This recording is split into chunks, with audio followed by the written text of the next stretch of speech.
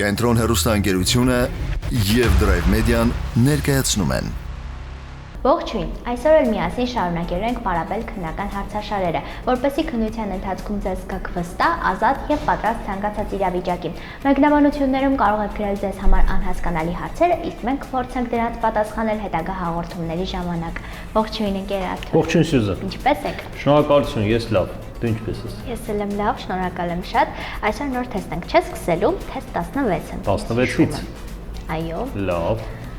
Սկսեցինք։ Ճանապարհային երթևեկության անվտանգության ապահովման մասին Հայաստանի Հանրապետության օրենքի համաձայն ճանապարհային երթևեկությանը մասնակցող տրանսպորտային միջոցը տեխնիկապես սարքին վիճակում պահպանելու համար պատասխանատվություն կրում է տրանսպորտային միջոցի սեփականատերը կամ օգտագործողը, տրանսպորտային միջոցը վաճառած կազմակերպությունը, տրանսպորտային միջոցի վերջին տարեկան տեխնիկական նույնությունն իրականացրած կազմակերպությունը։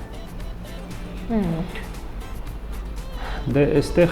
տեխնիկական զննություն իրականացնող կազմակերպությունը պատասխանատու չի մեքենայի անսարքության համար, ինչպես նաև վաճառած կազմակերպությունը կամ վաճառող անձը նորից պատասխանատու չի։ Պատասխանատուն մեքենայի անսարքության համար կամ սեփականատերը կամ իհարկե օգտագործող։ Այսինքն այլ անձանց չպետք է մեղադրենք, որ մեր տրանսպորտային միջոցը անսարք է։ Պատասխանատուն մենք ենք կամ օգտագործողը, մենք ասելով սեփականատերը։ Հաջորդ հարցին։ Ճանապարհային երթևեկության անվտանգության ապահովման մասին Հայաստանի Հանրապետության օրենքի համաձայն տրանսպորտային միջոց վարել սովորեցնողը հավասարեցվում է վարորդին, չի հավասարեցվում վարորդին։ Ինչ ես կարծում։ Այո, հավասարեցում է վարորդին։ Արի մի փոքր բացատրենք, որ բոլորի համար լինի հասկանալի, ինչի մասին է խոսքը։ Վարել սովորողն ու սովորեցնողը պատկերացրու կշեռքի նժարը ոնց է, որ իրարից բարձր ցածր անհավասար չլինի, հավասարում են իրար։ Ինչի։ Քանի որ վարել սովորողը դեռ վարորդական իրավունքի վկայական չունի, նա ուսանող ավագի, Աստված ոչանի վթար տեղի ունենա կամ կամերան ինչ որ տուգանք ֆիքսի, պատասխանատուն վարել սովորեցնողն է։ Այս առումով իրանք իրար հավասարում են, վարել սովորողն ու սովորեցնողը գտնում են հավասար պայմաններում։ Ես էլ դրանց մտածեցի, դրա համար հավասար։ Մի փոքր բացատրությունը կոպիտ ստացվեց, բայց այդպես։ Կողային կցորդով մոտոցիկլների շահագործումն արգելվում է, եթե բացակայում է կառուցվածքով նախատեսված թամբի վրայի ուղևորի համար լայնակի բռնատեղը, դողերի պահպանաշերտի մնացորդային բարձրությունը կազմում է 0.6 մմ, բացակայում է բժշկական դեղատուփը թվարկած բոլոր դեպքերում։ Բժշկական դեղատուփը հիշում եմ, որ կար։ Ահա, պիտի լինի 0.6 մմ-ն էլ ոնց որ 0.8-ից պակաս չպետք է լինի, 0.8 մմ-ից 10-որդական, դե իհարկե այստեղ 0.6 է, այսինքն պակաս է։ Շահագործում արգելվում է։ Այ առաջինը։ Դե առաջինն էլ դե տես, եթե այս երկու պատասխաններում մենք հասկացանք, որ երկու դեպքերում արգելվում է, ուրեմն թվարկած բոլոր դեպքերում, որտեղ մենք ունենք հնարավորություն ընտրելու ընդամենը մեկ տարբերակ, մենք չենք կարող երկուսը ընտրել։ Ինչ վերաբերում առաջինին, եթե ինչ որ մի բան կլինի կառուցվածքով նախատեսված, ուրեմն պետք է շահագործումը արգելվել։ Այսինքն դե բացակայում է կառուցվածքով նախատեսված ուղևորի համար նախատեսված լայնակի բռնատեղերը, պատկերացրու սրանք այդ բռնատեղերն են։ Եթե բռնատեղերը չեղավ, ուղևորը որտեղից պիտի բռնվի։ Այսինքն կա վտանգ։ Այդ դեպքում էլ կարգելվի, ուրեմն թվարկված բոլոր դեպքերում։ Ինչ վերաբերում է բժշկական դեղատուփին, այ բժշկական դեղատուփ չի ունենա առանց կողային կցորդի մոտոցիկլը, որը կլինի երկուականի։ Իսկ մեր առջև այ հիմա տեղադրված է կողային կցորդով մոտոցիկլը, որը 3 ակ ունի, ինքը ստեղ տեղ ունի, բեռնախցիկ ունի, որը պետքա առանց կողային տեղ չունի դրա։ Այո, հա պիտի ունենա։ Ստեղ թվարկված բոլոր դեպքեր։ Որ տրանսպորտային միջոցի վարորդը պետք է զիջի ճանապարհը։ Ահա։ Տրամվայի վարորդը, բեռնատար ավտոմոբիլի վարորդը, ավտոմոբիլների վարորդը։ Այստեղ հավասարազոր խաչմերուկ կա, որովհետև ոչ նշան կա, ոչ լուսացույց։ Ճիշտ։ Տրամվայը շարժվում է իր գծերով, ինձ թվում է այստեղ ինքը առավելություն կունենա։ Իհարկե։ Տրամվայը առաջինը կգնա։ Ահա։ Բնականաբար հարց էսպես է հնչում, որ տրանսպորտային միջոցի վարորդը պետք է ճանապարհը զիջի, զիջելու են բեռնատարն ու երկուսն մարդատարը, երկուսն էլ պիտի երկուսն զիջեն։ տենց պատասխան ունենք։ Երկուսն էլ չի պատասխանում, գրված է ավտոմոբիլների վարորդները, ավտոմոբիլներ ասելով նույն նկատի ունի այդ երկուսը։ Ես որ չտեսա, ես մտածեցի կամ նա պետք է Դու շատ ճիշտ մտածեցիր, բացատրությունը շատ ճիշտ էր, ուղղակի պատասխաններ ուշադրել, եթե կարդաս դե տրամվայի վարորդը ասեցինք որ չի զիջում, բեռնատարի վարորդը միայն բեռնատարը չի զիջում, պիտի թեթև մարդատարներ զիջի, իսկ վերջի պատասխանը ինքը ամբողջական լիարժեք եւ ճիշտ ֆիքսեցի ավտոմոբիլի վարորդը։ Ավտոմոբիլների վարորդները, այս երկուսը պիտի զիջեն։ Հասկացանք արդեն։ Մյուսը Կարմիր ավտոմոբիլը Խաչմերուկը կանցնի։ Ահա։ Այստեղ եպե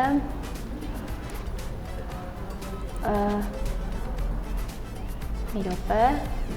կարող ես բարձրաձայն ասել, թե դու ինչպես ես մտածում։ Ես մտածում եմ, որ կանաչի եթե թեքվեց ձախ, Ահա։ ինստինքյան կարմիրի հետ չի խաչվում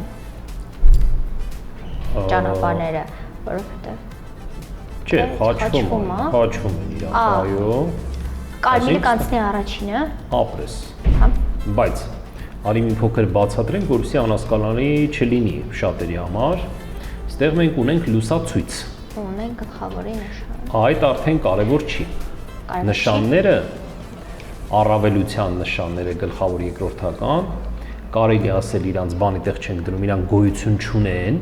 այդպես ասեմ, որ տպավորվի։ Եթե կա լուսացույց։ Հա։ Այսինքն կա լուսացույց, համարի չկան ճանապարհային նշանները, բայց խոսքը վերաբերում առավելության նշաններին։ Իմաստը եթե նշաններին բանի տեղ չդնենք, անտեսենք, համարենք նշան չկա, ստացվում է, որ երկու տրանսպորտային միջոցների համար լուսացիալ նշանը կանաչ է։ Իսկ կանաչի դեպքում պայմանները նրանց մեջ հավասարվում են, աչից հարվածն է պետք կիրառել։ Հա, հասկացա։ Քանի որ կանաչ աչից հարված ստացող է, առաջինն անցնում է կարմիրը։ Առաջինը կանցնում կարմիրը։ Իսկ եթե լուսացույցը լինի անսարք կամ չլինի, այդ դեպքում կհետևենք նշաններին, իսկ նշաններով առավելությունը այդ դեպքում կտրվի կարմիրի կանաչի։ մոտ ոնց որ զիջողի նշանել է, հա, դրած։ Այո, այո։ Հետևի կողմից։ Բայց էլ եմ ասում, դա այն դեպքում կհետևենք նշաններին, երկրորդական առավել թե գլխավոր, եթե չի լինի լուսացույց կամ կլինի անսարք։ Հասկացա։ Այստեղ առաջին անցումը կարմիրը։ Նշաններից ո՞րն է արգելում հետադարձը։ Ահա։ Հետադարձը Հետադարձը ռազմարոտ ապրես, շատ ճիշտ է։ Հետ դառնալն։ A տարբերակը միակողմանի փողոց է։ Շատ ճիշտ է։ Այստեղ բոլորն էլ միակողմանի փողոցներ են։ Ուղղակի ձախից աջ, աչից ձախ։ Ահա։ Բոլորը Դե A, B, անընդհատ G, բացառում ենք ինձ թվում, հա։ Ահա,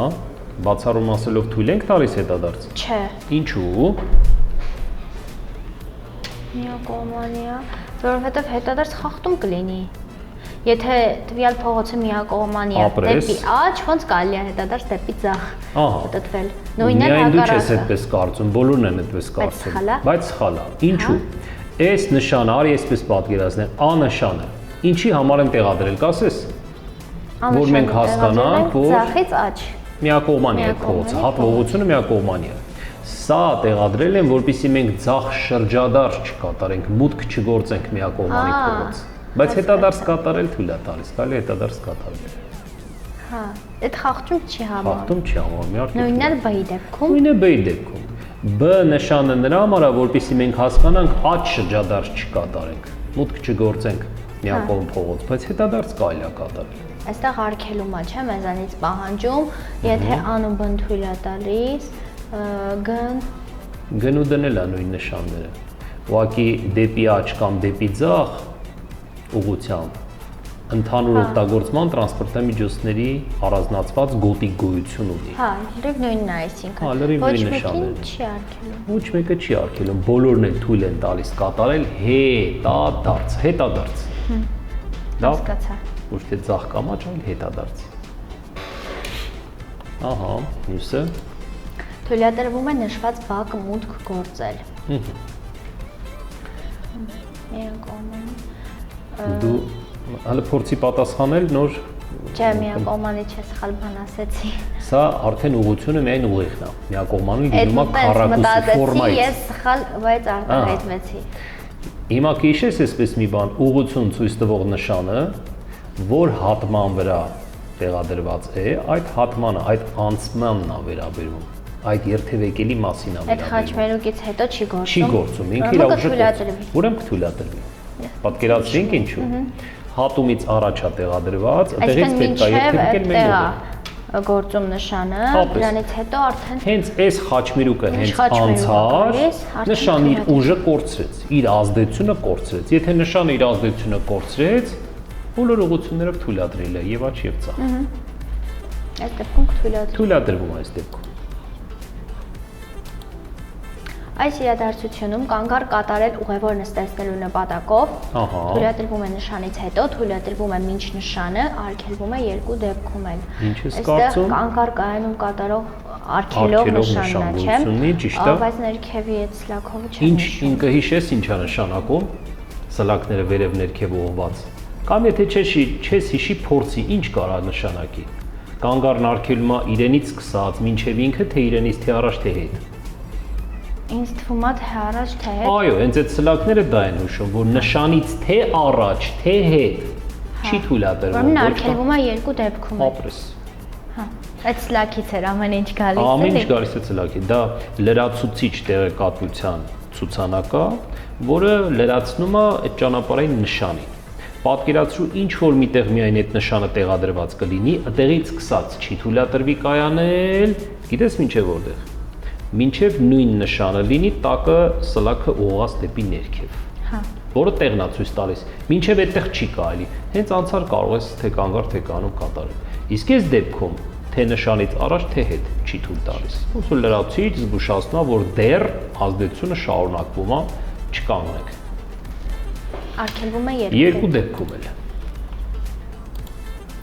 Տրանսպորտային միջոցների վազանց նշանակում է շարժման մեջ գտնվող մեկ կամ մի քանի տրանսպորտային միջոցից առաջ անցնելը կապված զբաղեցրած գոտուց հանդիպակաց երթևեկության գոտի դուրս գալու հետ, շարժման մեջ գտնվող մեկ կամ մի քանի տրանսպորտային միջոցից առաջ անցնելը կապված զբաղեցրած գոտուց դուրս գալու հետ։ Տես, սա օրենքից է իհարկե։ Վազանց կհամարվի, եթե ոչ թե հանդիպակաց գոտուց ես հանդիպակաց ես դուրս գալիս նոր ես առաջ անցնում դիմացով արչևից ընթացող տրանսպորտային միջոցից, այլ ընդհանրապես եթե դու զբաղեցրած գոտուց ես դուրս գալիս, դու կատարում ես վազանց։ Պատկերացրու։ Այնպես որ հանդիպակաց դուրս գալիս այսպես թե այնպես խախտում է համարվում։ Չէ, խախտում միշտ չի որ համարվում է, հնարավոր է ընդհատված գծեր լինի, որը հատելու իրավունք ունենք, տեսանելիություն ունենք, ոչ մեկի չենք խանգարում, կարելի է վազանց կատարել։ Լավ, բայց պարտադիր չի դու դուրս գաս հանդիպակաց ուղղություն, որ դա համարվի վազանց։ Հնարավոր է լինի միակողմանի փողոց կամ հոսքի ուղղությունը տվյալ ուղղությամբ։ Էական չի գոտիների քանակը 3, 4, 5, 6 գոտի լինի, այդ միևնույն ուղղությամբ ընթացող ինչ որ մի տրանսպորտային միջոց իր զբաղեցրած գոտուց դուրս գա, առաջ անցնի, դա կհամարվի վազանց։ Լավ, ինքը դուրս չեկավ այդ դեպքում հանդիպակաց, բայց զբաղեցրած գոտուց դուրս եկավ, առաջ անցավ, համարվեց վազանց։